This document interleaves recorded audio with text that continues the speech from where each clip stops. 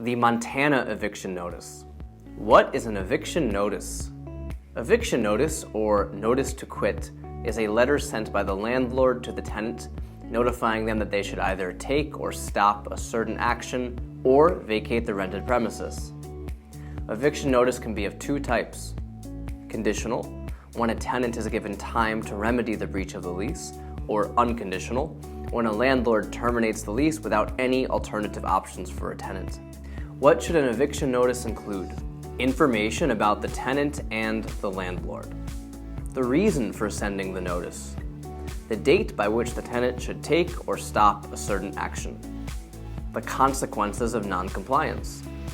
The date and way of notice delivery, and the landlord's signature in the form of certificate of service attached to the notice. How to evict a tenant in Montana. Non-payment notice. There is no statutory grace period for rent payment in the state of Montana.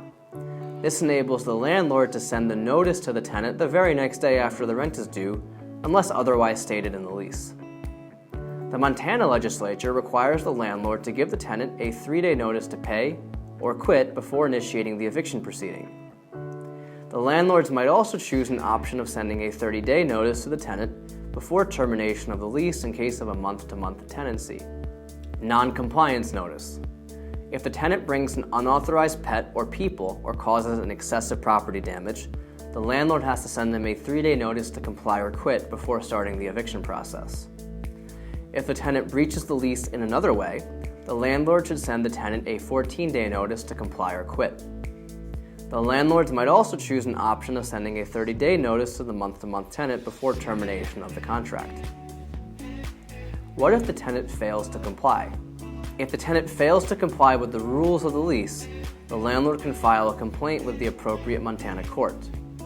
The filing fee depends on the county. For example, in Missoula County, the fee is $50. Then the summons and complaint are to be served on the tenant by an authorized person before the court hearing. The tenant has 10 days after the complaint delivery to file their answer with the court if they want to contest the eviction. The tenant's failure to file an answer or appear for the hearing might result in a judgment in favor of the landlord by default. If the landlord wins the case, a writ of possession will be issued. According to such an order, the tenant has to move out within the period specified by the judicial officer in their ruling.